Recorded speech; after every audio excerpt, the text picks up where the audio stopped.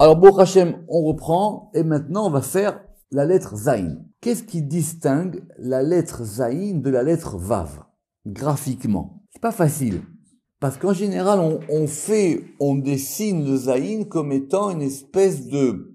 Alors, il y a deux différences. La première, c'est que le Zayin, il a un chapeau, qu'on va considérer comme étant un Yud, et la barre du Zayin, on l'a fait, vous regarderez des fois dans le livre, on l'a fait un peu tordue. Or non, en fin de compte, le Zayin, c'est un Vav plus un Yud. On fait la même barre que le Vav, mais dessus, on lui met vraiment un Yud au-dessus. Piresh. Le Sefer Atmuna. J'ai expliqué dans l'apport de l'Atmuna que cette lettre Zayin, vu qu'on suit d'après le Sefer Atmuna l'ordre des Séphirot, donc on avait dit que Vav c'était Tiferet. Donc Zayin, c'est Netzach. Or Zayin, ça a plusieurs sens en hébreu. C'est quoi la première sens de Zayin? Zayin, c'est un poignard, c'est une épée, c'est une arme. Et ça correspond à Netzach. C'est quoi Netzach? Netzach, c'est la victoire. C'est la séphira par lesquelles on gagne les victoires. Et on gagne par le din. D'accord? Vechen imidato shel Moshe.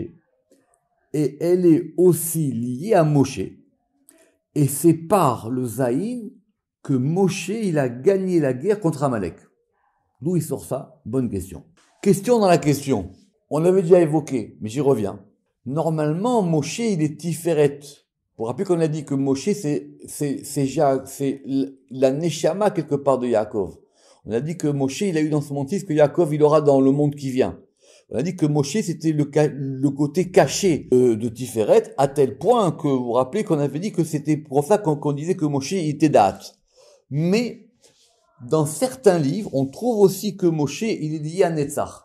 La preuve, dans les fameux Ushpizin de la Souka, quand vous vous rappelez, on va inviter un invité à chaque jour de la Souka, au jour de Netzach, on appelle Moshe. Pourquoi?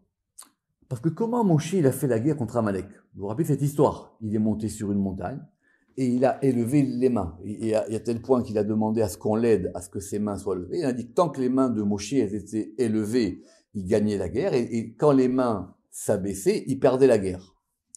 Or, le Zayin, c'est comme une main qui se lève. Vous avez le bras et vous avez la main. Et effectivement, il y a une différence entre la main droite et la main gauche, mais l'essentiel étant la main droite. Veu arema yad yamin, et donc parce que c'est effectivement qu'il a élevé la main droite, qui est Netzach, au-dessus de la main gauche, qui est Od. Ve'az gover kol rachamim, et c'est pour ça que maintenant, la force du rachamim l'emporte. À tel point que les Kohanim, ils lèvent les mains. Mais quand on lève les mains, il faut toujours faire attention à ce que la main droite, elle soit toujours un peu plus haute que la main gauche. Parce qu'on veut que la droite l'emporte. Et vechen, benesiut kapaim, tzarich leagbiya yamin ala smol. Il faut toujours que la main droite soit un peu plus haute que la main gauche. Et lorsque un homme, il va lever son bras, et donc, quand on lève le bras, vous voyez bien, il y a le bras et il y a la main. Le kacher Adam, yarima Adam yado, yire kezayin. Et que maintenant vous allez étendre les doigts, ça fait un zayin. Vous avez formé cette lettre zayin devant vous. Veu nirmaz benetzach. Et donc ça c'est lié à Netzach, parce que Netzach c'est la séphira de la victoire par ce degré du zayin. Et que le zayin aussi, d'après le Sefer Atmuna, il serait lié aussi au soleil. Pourquoi? Parce qu'effectivement, ce sont les forces de la miséricorde qui l'emportent par Tiferet. Évidemment, c'est pour ça qu'on a dit que le Vav, il regardait vers le Zayin. Les deux, ils sont liés à ce degré de Tiferet. Et c'est vrai que Tiferet, quand il descend à droite, il forme Netzach. Et donc cette lettre-là, elle est prédominante quand le soleil prédomine, parce qu'il correspond à l'astre de Tiferet. Et effectivement, donc, si on veut indiquer, d'après le Sefer Atmuna, la prédominance spirituelle de cette lettre Zayin, c'est Netzach. Simplement, d'autres ont expliqué, Veyesh Mishipiresh, qui a Zayin ou Yesod, il est lié à Yesod, et il serait lié au principe de la Brit Mila et au principe du Shabbat. Pourquoi? Parce que cette petite barre ou cette petit trait qui est au-dessus du zayin, donc le yud, c'est un peu comme une couronne. Donc le zayin, c'est un vav qui est couronné. C'est un vav qui a mérité une couronne. Or, c'est quoi le principe du Shabbat? Le Shabbat, c'est la couronne des 6 jours de la semaine. Que moi, Shabbat atara acheti ma'ase. Et de même, le zayin, c'est la couronne du vav. Et ça correspond aussi au brit. Et de même que le Shabbat, il donne à nourrir. C'est le Shabbat qui donne l'influx au jour de la semaine. Or, comment on dit le fait en hébreu de nourrir? Mazon, zan, ça commence par un zayin. C'est la lettre qui donne de la nourriture. Zan. Quand on dit dans la boîte de la Birkat Mazon, azan et akol. Vous savez, c'est le verbe. Mazon, c'est le nom. Ça commence par un zayin. C'est la lettre qui donne, c'est ce qu'il dit ici. Ou kemoshi Shabbat noten mazon lechol sha'ar yimei hashavua. De même que le Shabbat, il donne la nourriture aux 6 jours de la semaine, ça on a vu dans le Zohar. De même, cette lettre-là, qui s'appelle zayin, parce qu'elle va donner du mazon, de la nourriture, et un influx, anishpa mimeno, et donc cet influx qui provient de lui.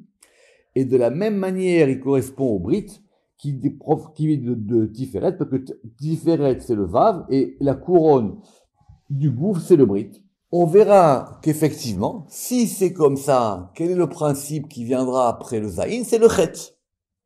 Mais ça, on verra ça la semaine prochaine. Et que donc, de ce point de vue-là, le chet, il est nekeva. Parce que c'est lui qui va recevoir le principe du zayin. Et zayin aussi, c'est zachar. C'est quoi zachar? C'est le masculin. Continuons toujours dans le zayin.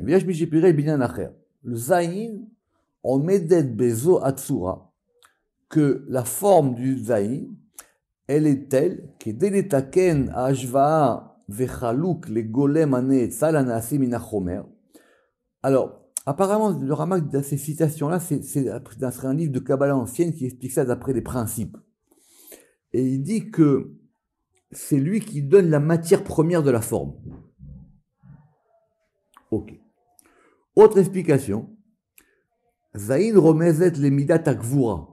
Effectivement, comme on a dit que zayin, zayin en hébreu, c'est un poignard. Et donc, c'est lié à la gvura. Et donc, c'est ça qu'on appelle le kli zayin, c'est-à-dire l'instrument de guerre, pour pouvoir combattre ceux qui sont des ennemis. Et c'est pour ça que Mefoursan Bédivri Rav Shimon Bar Yochai, que c'est clair dans les paroles de Rav Shimon Bar Yochai dans le Zohar et dans les Tikkunim, on va le voir si Dieu veut demain ou la semaine prochaine, Beïnyan Aotazé, à propos de ce signe-là, que effectivement sa forme, c'est comme un Vav avec un Yud. Donc si Vav c'est 6, Yud Vav c'est 16. Donc le Zayin, il a maintenant ses Vav plus Yud. Et on peut l'expliquer maintenant de deux manières. Donc retenez que le Zayin, c'est un Vav qui reçoit une couronne. Veine imit parechet al bet derachim, mais on peut le comprendre de deux manières. Premièrement, qui a malchut ba'alota el mekoma rishon el bet avia? La malchut, elle est en bas. Quand elle va remonter vers ses parents, c'est-à-dire elle va aller vers son père et sa mère, el bet avia, comme quand elle était jeune. Alota ale derech maderet asulam, elle va donc monter par une échelle. C'est ça le sod c'est ça le sod du Kohen. C'est que la fille du Kohen, quand elle a plus son mari, elle revient chez ses parents. Elle remonte à la source. Donc, maintenant, la malchoute, elle est en bas. Elle va remonter. Et elle veut remonter à son origine. C'est-à-dire, elle veut remonter maintenant d'où elle provient. On l'a vu au début du Pardès. C'est-à-dire son père et sa mère, c'est-à-dire Korma et Bina. Comment elle monte? Elle va monter de façon graduelle. De façon le long de l'échelle. Et donc, Be'alota Berosh Sadik, et donc elle va commencer par exemple par monter au-dessus de Yesod. C'est pour ça que la Malchut, on a dit que c'est elle la tête du Tzadik. Ve'azi Atara Berosh Kol Tzadik Ve'Tzadik, et elle est donc la couronne de chaque Tzadik. Ve'akavana. Pourquoi? Qu'il est vous chez Tzadikim Ba'olam Haba, parce qu'effectivement l'habillement des Tzadikim dans le monde futur, c'est lié à la Malchut. D'où il tire ça? à propos de Esther. Marqué Vezeu va tilbash Esther Malchut. Esther, elle s'est habillée de royauté. Qui rata olama bechaya. Alors d'où il tire ça, je ne sais pas. Parce qu'Esther, elle a vu de son propre vivant tout son monde à elle. Donc ce degré de ce petit yud là qui monte au-dessus du vav, il indique comme si quelque part la malchoute elle était montée. Et elle va monter et en montant elle devient une couronne. Omnam. C'est donc effectivement lorsqu'elle est en bas et qu'elle règne dans le monde, dans ce monde-ci. Aval. Mais lorsqu'elle va monter plus haut, du côté de la bina, qui aliédé chez Yahem, ta'ale el betavia, parce que maintenant effectivement, donc elle va, donc la malchoute, on revoit la malchoute ici, donc elle est en bas, et elle va remonter jusqu'à ce qu'elle parvienne au degré de sa maman, c'est-à-dire la bina. Alors à ce moment-là, elle est au-dessus de la tête du tzaddik, elle est donc la couronne du tzaddik. Et c'est pour ça que maintenant, elle est liée à ce degré de Olam Haba. Et c'est pour ça qu'on a dit que dans ce Olam Haba qu'on a vu pour Shabbat, dans le Rama qu'il avait ici, c'est pour ça qu'on a dit que par exemple Kippour, si on a dit que Shabbat c'est Malchut, Kippour c'est Bina. Or dans Bina c'est Olam Haba, et or il est marqué que dans Olam Haba, ni on mange, ni on boit, ni on se réjouit. C'est pour ça que Kippour on est un peu comme des anges, on vit dans le monde qui vient. Et que dit la suite du Midrash? Et là, tzadikim, yoshvim, va'atorem, berachem, et donc on a là-bas que des justes, et ils ont leur couronne sur leur tête. Parce que le monde qui vient, c'est lié à la Bina, comme on l'a expliqué. Et c'est ça qu'on a dit que Mordechai, toujours à propos de Esther, il est sorti de devant le roi quand il était habillé avec ses habits d'apparat. C'est-à-dire, c'est la Bina, avec l'habit de la Malchut. Ve'atarat, ve'ateret, za'av gedola, et il avait donc une grande couronne d'or. C'est-à-dire la couronne qui est sur la tête du tzaddik, et c'est ça que Esther, elle a dit qu'elle a vu son monde dans sa vie. Pourquoi est-ce qu'on nous ramène ça ici? Parce que le Rama qui dit que si maintenant, avec le principe des lettres, comme on l'a dit qu'avec les lettres, on pouvait aller beaucoup plus loin dans la réflexion qu'avec les sirotes. On voit bien maintenant ce degré du yud. Vous vous rappelez qu'on a dit la malchut c'est aussi un yud. Ce degré du yud qui monte au-dessus, qui devient une couronne, on comprend ça dans la lettre Zayin. À tel point que Zayin, le Rama qui ne ramène pas ici, c'est le Rama qui a un Tikkun Hazohar. Zayin, c'est la première lettre du mot Zekifa. C'est quoi Zekifa? C'est le fait de lever, de relever. L'Iskov, c'est les marqués Zokev Kefufim. Que Dieu, il est celui qui redresse ceux qui sont tombés. C'est la lettre de la relève, le Zayin. C'est l'une des raisons qu'il a donné au Zohar au début. Que Dieu, il a dit, c'est l'une des raisons pour laquelle Zayin, toi, t'es une grande lettre, mais je peux pas te prendre. Parce que vous vous rappelez au début que Dieu, il a dit, je vais choisir quelle lettre pour commencer la Torah. Or, Zayin, il a dit, toi, t'es une grande lettre. Parce que toi, tu es lié au fait que tu vas redresser les choses quand elles sont en bas. Zokev Kefufim.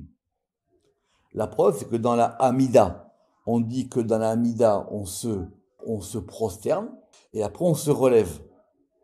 Or, comment on se relève? Comme un Zayin. C'est-à-dire qu'on est comme ça, et la tête, c'est comme si vous avez un tronc et une tête. Et la tête, elle se relève, et le tronc avec, et ça fait un Zayin. Zokev Kefufim. C'est la lettre du redressement dans la vie, le Zayin. Alors, et donc après, tant qu'on est dans cette idée, on peut comprendre pourquoi est-ce que Esther, elle a eu ce Keter Malchut, parce que la véritable couronne, elle est sur le degré du masculin qui est le tzaddik. Et donc, lorsque ce degré de la Malchut, il monte sur le tzaddik, il est le vav, la malchut, elle est le yud, donc on a le yud al vav et il est zayin. Or, quand on a yud et vav, ça fait un zayin. Or, zayin, c'est quoi? Zayin, c'est le 7. C'est le 7e jour. Ou yom hashivi, c'est le Shabbat. C'est ce degré du Shabbat. Alors, on a effectivement, comme on a dit, qu'il y a un zaïn normal, vezot azaïn tikra zaïn zeira, velon velo veimlo ni parsem shema. Mais il y a aussi le fait que on a une couronne au-dessus des choses. Alors c'est vrai que ici c'est un texte très très condensé, le Rama qui donne beaucoup d'idées à la fois.